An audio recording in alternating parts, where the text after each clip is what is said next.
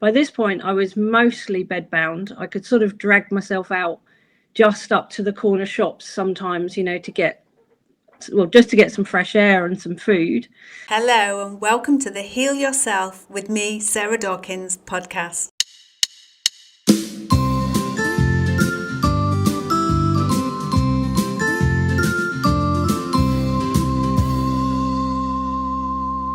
We share people who've already healed themselves, along with health and wellness tips from myself. Hello and welcome back to another episode of Heal Yourself with me, Sarah Dawkins. My guest today is Hannah Green, and Hannah was loving life and running a 6-figure design agency that she had to close due to a severe case of undiagnosed Lyme disease. Hannah ended up very sick for 6 years and bedbound for 2 years.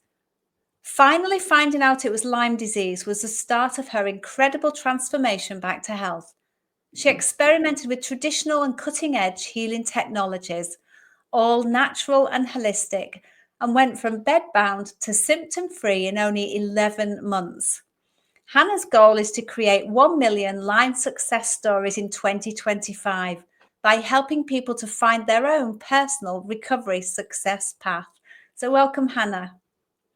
Thank you, Sarah. Really happy to be here. I'm so pleased. So we've mentioned that you've recovered from Lyme in your bio. Would you like to share your own healing, how it all started and went on? Yeah, well, it all started a lot sooner than I thought it had once I pieced all the mystery bits of the puzzle together. But I started to get bad symptoms, mystery symptoms in 2006. And I just didn't know what was going on. I was really healthy. I had just done the London Marathon and I was riding horses and traveling and just enjoying life. And I just started to get a range of symptoms and I couldn't work out what was happening. And that gradually got worse for 6 years until I had about 30 or 40 different awful symptoms. So it started with sort of joint pain. My knees were really bad. And then just symptoms piled on and on and on. And yeah, I just couldn't get any help from the NHS or GPs. No one knew what was going on. Gosh, that sounds unpleasant, all those symptoms. So how did you finally get your diagnosis? Well, it was actually by accident. And I had to go to Australia, which I was with an Australian partner at the time. And he said, why don't you move to Australia? The climate and just the environment might help your health, because I was spending a lot of time in bed at that point with what seemed like chronic fatigue syndrome. Again, totally unexplained. So I ended up actually getting much worse when I got to Australia, probably because it's quite, it was tropical where I was up in Darwin, and a lot of mold and extreme heat. So instead of getting better, I actually got worse. And I managed to find somebody from Germany, actually, that had similar symptoms to me. And she was into horses like me. And we got talking. And she said, well, there's a doctor coming up from Perth who says he knows what these mystery symptoms, what might be behind them. So I'm going to see him. So I said, OK, I'll book in too. By this point, I was mostly bedbound. I could sort of drag myself out just up to the corner shops sometimes, to get, just to get some fresh air and some food, but that was about it at that point. And then he came up from Perth.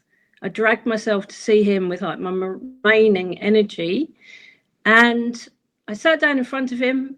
He was in a borrowed office in a sort of naturopath center, and he asked me a few questions, and really strange questions like, have you had painful soles of the feet? Things like that. And I thought, where is this going? And then after about 15 minutes of questions, he filled out a form and a questionnaire, and he said, oh, I think you might have chronic Lyme disease. And I thought, well, that's strange. Yeah, I've heard of Lyme disease, but I thought it gave you seizures and paralysis. And he said, we need to confirm it via blood tests. So we need to send your blood to Sydney and to Germany. And I was like, really? And he said, yeah, we won't know for 2 or 3 weeks, but we really struggled to get my blood to Germany because it wouldn't go through customs, but we got it to Australia. to Sydney, sorry. And then he phoned me just before Christmas saying, yep, I was right. You've got a severe, severe case of Lyme disease, one of the worst cases from the test results I've ever seen. So I was like, right, okay. So that's how I found out, through those blood tests. And what kind of symptoms were you having, Hannah? You've talked about the extreme fatigue and the potential pain on the soles of your feet. Yeah, well, it all started with the joints. So my knees, I was running a lot at the time. And I thought, maybe I should stop running. Maybe I'm overdoing it. So, but it was weird. Things like sort of skiing, I couldn't do because it really hurt. I had to stop. Even walking down a gentle incline of a slope, my knees would just lock up for no reason and feel incredibly painful. And I thought, well, this isn't right. But I just put it down to the running. Then I started to get digestive issues. Like, I could eat anything normally. And then all of a sudden I started to react to gluten, wheat, commercial dressings and gravies, too many carbs, just alcohol. I just started to react badly to that. Then I started to get sort of psychological symptoms like mood swings, depression, and one of the worst things was insomnia started to kick in, where I would be up all night long, absolutely wired. I felt like I was holding an electric fence being zapped, but I couldn't let go of it. And I'd be up cleaning, baking at like 3 a.m. and then absolutely exhausted during the day. Apparently that's very common with Lyme because of adrenals, and everything just goes haywire. Yeah. And then I started to get like feeling like I had acid in my eyes and sand. Someone had thrown sand in my eyes. Headaches, all over pain, exhaustion. And then I started to get anger and rages, and I would be highly emotional. None of this was like me at all. And people started to notice, and they started to question what was going on. I looked awful. I had like massive bags under my eyes and was black under my eyes. I felt like I had a hangover, flu, like malaria, all day long, every day. And this dragged on and got worse over 6 years. And nobody could tell me what was going on. Wow, that sounds pretty horrific. Yeah, that's just scratching the surface. That's anything you can imagine, that would go wrong with your body starts to go wrong. Even your eyesight starts to go. I got really sensitive to noise and sound, and I used to go to live gigs and stuff, and I couldn't do that, and it was just the strangest things. And people thought I was just making it up and being pathetic, and yeah, it was a horrible situation.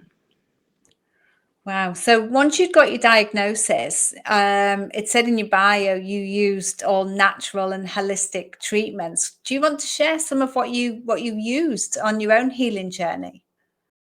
Yeah, well, the doctor who diagnosed me in Australia, the issue was there, anyone diagnosing Lyme in Australia is struck off the medical register. So because the government continues to say that Lyme disease, as we know it, doesn't exist there. So any doctor diagnosing a case of Australian Lyme disease, or even treating a foreign case of Lyme disease, can be struck off the medical register. They are so adamant that they don't want to deal with it there, even though there is Lyme-like disease, and I could well have picked it up. Well, who knows? I could have been bitten again in Australia. Nobody knows. But anyway, it turned out that he had Lyme disease himself, and that's how he knew my symptoms. Otherwise, no one would still have a clue. And he said, I want you on 5 or 6 types of antibiotics, very strong ones, for 2 or 3 years, probably 3 years non-stop. And I said, I was so weak and ill, and my gut was shot to pieces. And I just said, that's going to kill me. I know it is. I just can't face that. I'm so sick already. So he said, well, it's your only chance. He said, if you don't go on this protocol, I believe you're going to die. So I said to him, right, well, are there any side effects? And he said, one of them will most certainly damage your liver because it's so strong. and there's another one that may make you go blind. So I said to him, well, do you know anyone that's recovered from chronic Lyme disease naturally, or using different methods? And he said, you would be extremely lucky to recover naturally. I don't know anyone that's recovered naturally. So at that point, I didn't know that he had Lyme disease, but he looked worse than I did, to be honest. He looked really sick. So I was sitting there thinking, this is not good. And at that moment, my intuition kicked in. It was like my inner wisdom just took over, and it said, no. It said, this is run for the hills. This is not your path. There is another path for you. Just no, leave. So I just said, I'll think about it. And then politely declined a couple of days later. And because one of the antibiotics was $500 a month, and that was just one of them because they were all privately prescribed. I couldn't afford that, So I essentially turned my back on the only person in Australia that understood what I had and was willing to treat me. But I knew there was another path. So to get back to your question there, I researched, because even though I was really ill, I could still get online and research. So I looked at the most successful ways of treating Lyme, and it turned out the natural way was having amazing results. And I found an amazing Lyme doctor who had Lyme himself in Germany, and he treats in America, England, and Germany now. And he'd healed himself. And at that point, this was 2012, he had healed over 900 people naturally. So I was like, this is the man for me. As soon as I saw his face, I was like, right, I just know he's going to help me. So he's a conventional medical doctor, but he's turned holistic to help as many people as possible. So he had some information online, and I did a lot of research myself using information from health experts across the world, natural healing, and Lyme experts too.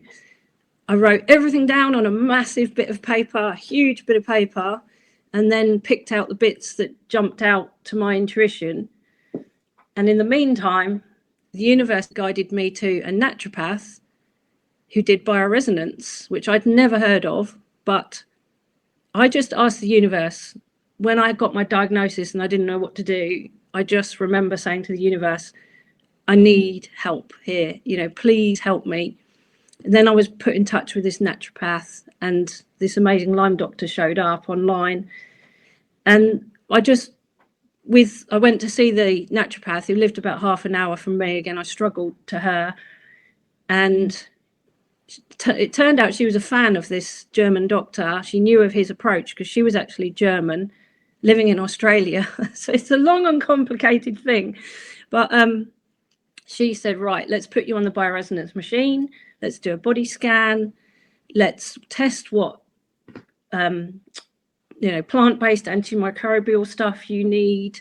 Let's get you on some supplements. She looked at my huge bit of paper, and we pulled out the bits I could do from home and the bits she could support me with. So she gave me a base plan based on my bioresonance results, and then I added my stuff all around that to come up with an experimental plan, which was all natural antimicrobials, food, lifestyle, natural healing, bioresonance. And that with her support, got me from literally mostly bedbound by that point, because I was so ill and stressed, to symptom-free in 11 months that took. That's absolutely fabulous. And for the listeners, would you like to explain what bioresonance is and how it works? Yes. I mean, I'm one of these people that when I ask for help and something appears right in front of me, I don't necessarily question it. I can just feel if that's something that's been shown to me. So at the start, I didn't really question it that much. I was like, right, I need to do what I can with what I have in front of me. I was in Northern Australia in a frontier town, still, which is not known for its medical cutting edge technology. But there was this woman with this machine, and she explained, she said, what it does, it runs like a diagnostic scan. It's a little bit like when a mechanic plugs a car into a laptop and runs tests, electronic tests, to see what's going on in the car. So it sort of does that for your body. It works on frequencies, biofrequencies, natural biological frequencies, and it puts those into your body, and it can detect if you've got a certain bacteria or a certain virus or function of a, say the heart. So for example, everybody knows what an ECG is for the heart, which is an electrical test. You know, it tests the frequency of the heart. So it's like a really, really complex version of that. It will test the electrical frequencies of all your organs, nervous system. And because every living organism has its own biofrequency, over the years, they've programmed them all into these machines, and they can pick up that specific frequency of that pathogen or bacteria, that particular issue in the body. So it's a really simple technology, but it's also quite complex, and it's taken a long time to develop, but it's now very safe, very accurate. And for me, that was the basis of finding out exactly what was wrong, and then I knew exactly what to treat and how. That's fabulous, really fabulous. And I know you went in person, but I believe you can also send samples over distance so that they can be treated bioresonantly. Yes, you can. It can test your DNA, it can test blood, saliva, hair, probably skin, anything that's got DNA in it. I mean, I like the personal approach. I'm a very energetic sort of person. I like to feel someone's energy, and you know, I'm nosy. I like to see what's going on as well. But you can send a DNA sample, and that is just as accurate. It's astounding how it does it. I also had something called ART, which is ART, and that's autonomic response testing. And that's a really advanced form of muscle testing developed by the German doctor. And that is very accurate too. That scans the whole body. So I had my blood test, which was also serum and urine PCR tests in Sydney. I had a remote ART test with one of the first naturopaths that this German doctor trained. So I sent a saliva sample to her, and she did an ART scan on my body remotely. And then I had the in-person bioresonance test. All of those tests matched perfectly.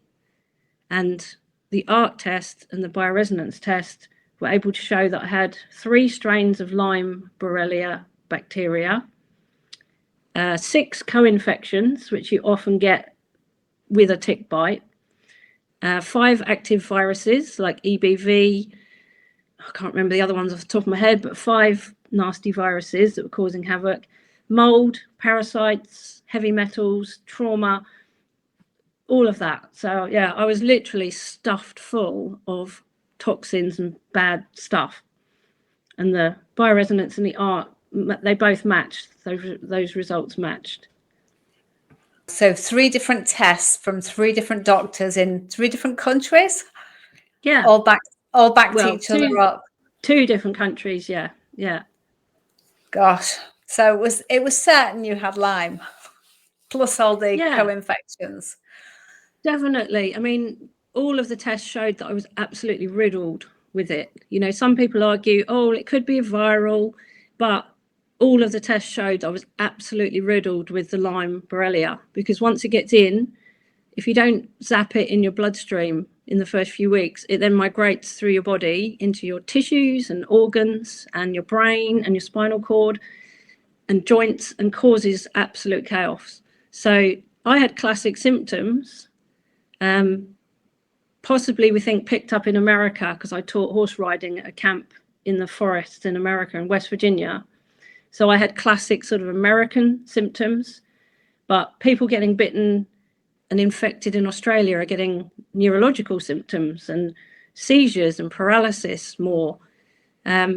You know, people in Africa being bitten and getting Borrelia bacteria are having more, they call it like relapsing fever. So it's awful fever symptoms. So there's different strains of bacteria causing different things.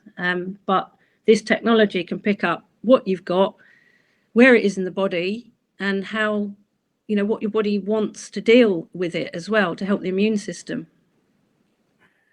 So the bioresonance then, that was one of the tests that diagnosed the Lyme. And was that used as part of your healing as well?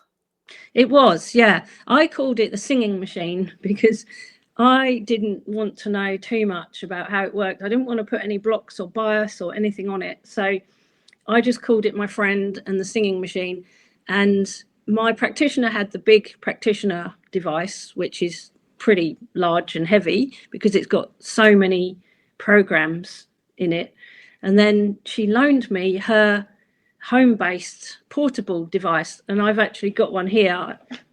My family bought one, so it looks like that. So that I treated myself at home as an experiment with an older version of that machine, and I learned how to program it and run my own sessions. You can actually hire those. You can buy them obviously as well. And I just did my own home-based treatment, and my naturopath just checked in every few weeks. And then sometimes I'd have a bit of a meltdown, if things weren't going very well. And she, bless her, because I was on my own in Australia. My partner had left me. I had no friends left. They'd all just drifted off. So I did this all on my own with my naturopath's help. She said, call me if you need a hand. And so she guided me through the treatment, but she also left me to do my own bioresonance programming and work it out myself. So I did maybe two sessions a week, quite long ones. And one thing I think that really helped is I made a really big mistake early on, but actually that had a silver lining, where I left the machine on. I should have had it on for 2 hours doing a Lyme Borrelia program, a liver support program, kidney support, because I always treated but then did a support program on the device. I left it on for 6 hours. I fell asleep. So the Lyme program carried on for 6 hours. And at that point, because I didn't know how to, I'd just done it in the daytime when I could monitor what was happening, but I just fell asleep. And I had the worst Herx reaction. So you know what a Herx reaction is, where you kill off too many microbes too quickly for your body to cope with. Honestly, I thought I was going to die. I had the most intense Herx reaction for, it was a whole week, where I literally, for 4 days, I lay down in a dark room. I couldn't move. So I don't recommend doing that. But once I got out of it, I think I realised later on, a couple of months later, I was like, oh, actually, I probably killed off a lot of Lyme Borrelia in that session, even though I wouldn't recommend it because it stressed my body too much. I think that leapfrogged me accidentally forward. So, yeah, but I wouldn't recommend anyone do that. No, it's dangerous. Yes. And for the people listening, the Herx reaction is a Herxheimer, and it's like a massive detox, which can make it feels like a really severe flu, from my understanding. It can knock you out. Yeah, I mean, it's a bit like cancer. When you treat cancer with conventionally with chemo, that can make you feel worse than the actual condition, where Lyme can be similar. If you don't balance out the preparation, the detox, the body support with the killing off, you're going to get some nasty Herxheimer reactions when your body can't cope with the toxins as they're being produced from the die-off. But a lot of Lyme doctors, unfortunately, will treat from Herx to Herx. That's how it's good because you can tell if the treatment's working because it's killing things off. But I got to the point where I didn't have any Herxes at all because I thought, if I'm having a Herx, my body's in firefighting mode. I'm not healing. I'm not regenerating. So I don't want to have a Herx. So I got to the point where I balanced everything out. So I just increased the doses of things very slightly, had a very, very mild Herx, and then I'd increase the detox, increase the binders, and then I never, ever had a Herx after that. So that was a good learning for me.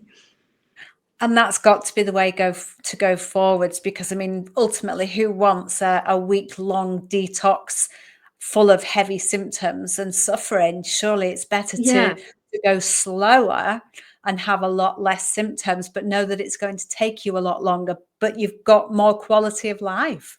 Exactly, because I see people in the Lyme groups and even chronic illness groups saying, oh, I'm just going to tough out this Herx, for the next month. And I'm like, you don't have to do that. You can still treat with quite high doses as long as you set your body up first. So I think the reason why I recovered so well and so quickly was because I followed this doctor. I try and protect his name because with what he does get targeted quite a lot by the authorities.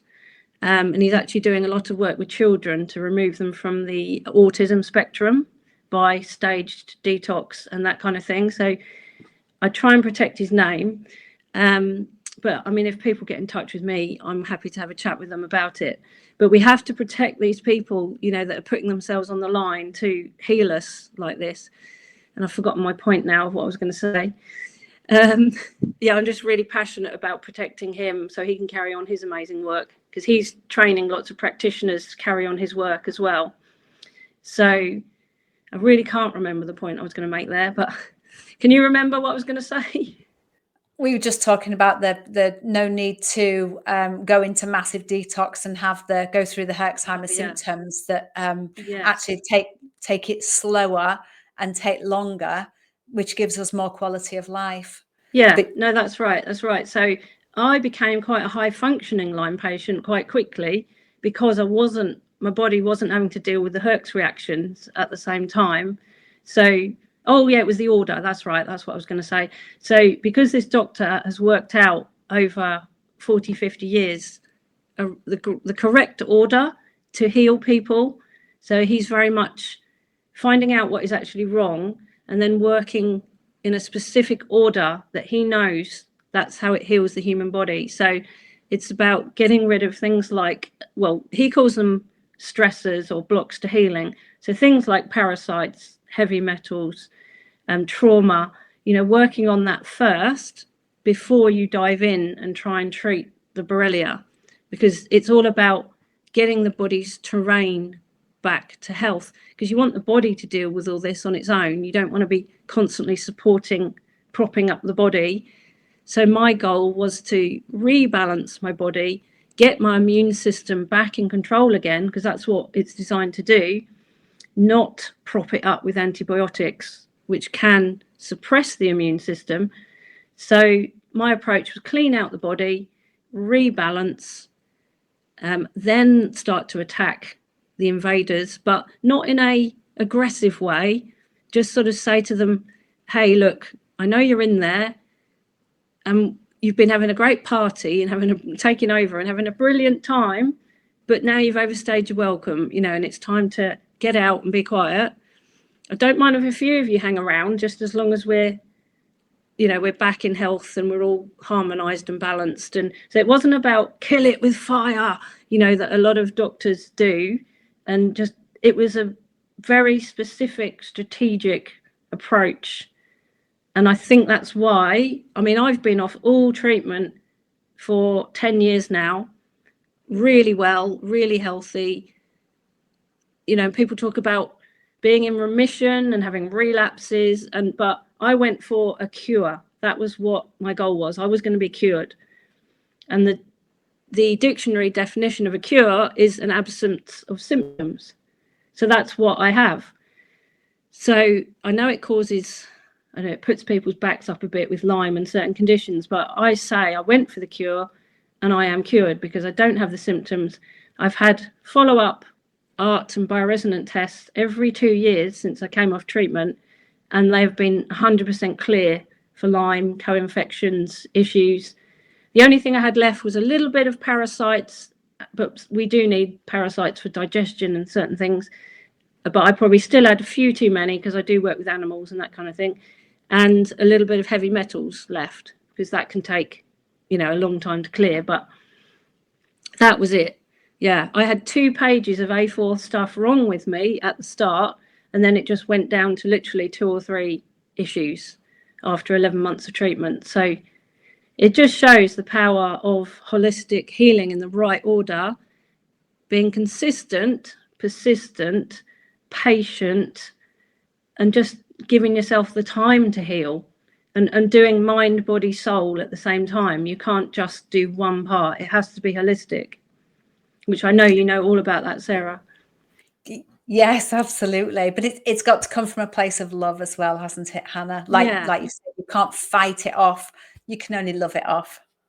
Exactly. It's about harmony but also gratitude as well. Because if you've got a really bitter, fearful, I don't know, even aggressive fighting attitude, that's going to send your body into fight and flight as well. And the Lyme, the body's already in fight or flight. That's one of the issues. That's why I had insomnia, and I just couldn't regulate anything because my nervous system was constantly in fight or flight. So I had to calm all that down, and that started with acceptance, because there's a lot of grief involved with Lyme. When you lose your life and what you could do with your body, and you lose your livelihood and your friends and your family, and you lose everything you knew, there's processes to go through. A lot of it is grief, anger, depression, but I had to learn to stop pushing and shoving and to just accept and be grateful and have gratitude and do what I could with what I had at the time.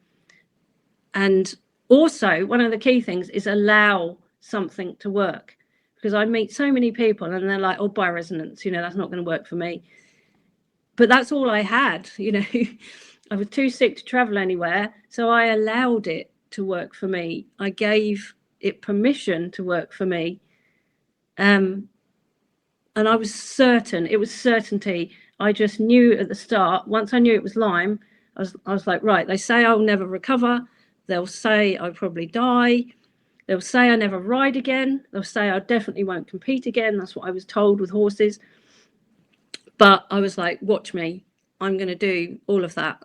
And I have done. And I think you're right as well. We have to give ourselves permission to heal, because sometimes we sabotage our own healing because we don't believe that we can heal, because that's what we're told by mainstream medicine. But holistic medicine steps outside of that paradigm with the fact that we give ourselves permission to heal, that we believe that we can heal, and we believe in the innate wisdom within us that will help us to heal. Yeah, I mean, we are designed to heal. I use the example, if you cut your hand, if you keep it clean and look after it, it's going to heal itself. But if you push dirt into it and keep poking and prodding it and, keeping it dirty, then it won't heal. So we just have to honor the amazing healing ability and regeneration we've got, and just allow that to happen. So remove the blocks to healing, help your body to heal, and it will. It just will. There's no way it can't. It's just a biological process that we're all designed with. So I just had to find my blocks to healing and how to remove them and let my body flourish again. So I'm now even healthier than I was before I had Lyme. I know a lot more. It was like a gift of knowledge to me through my experience, and that's why I want to pass that on to other people. And it's great that we can see our dis-ease as a gift, because quite often it radically changes our lives and sets us on a different trajectory. So, yeah, thank you. Yeah, for it does. all As soon as I worked that out, I think I read that in a book. Yeah, disease, the word disease, as you just said, is actually dis-ease. I was like, yeah, I've never seen that before. And that was another mental huge breakthrough for me. It's actually dis-ease. And I actually had to go back and have quite a lot of NLP, faster EFT linked to my childhood. And there was a lot of hidden trauma there. I was born 3 months early and put in an incubator and basically left to live or die. So I needed to do a lot of work around that. So that really helped. So thank you for sharing all of that, Hannah. And if you could give somebody who's got Lyme now and looking to heal one tip, what would you suggest they do? I would say, I've thought about this a lot. Why did I heal when other people struggle, and it's very common for Lyme patients to struggle. I think what I did first of all was plugged into my intuition as much as possible. So I just stopped and allowed my body to speak to me more, and I really listened. So I would say try and plug into your intuition as much as possible. Just look for signs and signals and just feel inside your body. And also, I think I managed to slowly raise my resonance. So my body was approaching a resonance that was easier for it to heal on its own. So anything that raises your resonance, I don't know, looking out the window at wildlife, I started to take photos out the window when I could, sort of sit up in bed a bit more, at wildlife that came to the window. Just anything, watching a positive documentary, stay away from the negative stuff, phone a friend, do some painting. Anything that's going to raise that resonance a little bit inside you will help the healing process. So that's what I would recommend. I love that. So it's do more of what nourishes your soul. Yeah, on a really basic level. It doesn't have to be much. Yeah, just to get that biology and that inner energy, circulating again. Thank you. And where can people find you, Hannah? Best place is my website. So it's www.lymesuccessstory.com, and I've got all my socials on there as well. And I've written a book about my recovery to help people, and that is available on my website. It's an ebook, and I'm just producing an audio book as well for people that can't maybe read an actual full book. That's absolutely wonderful. Thank you, Hannah, for sharing your story and for all you do to help other people with Lyme too. Thank you, Sarah. I've really appreciated having this chat, and I hope it can help just one person, but hopefully thousands of people. That's my goal. Thanks, Sarah. And it shall come to fruition. Yeah, if I can heal, you can too. That's what I would say. Thank you for listening. Please share this podcast with anyone who you think will benefit. And can you leave me a review wherever you've listened to it to help me reach more people? Thank you.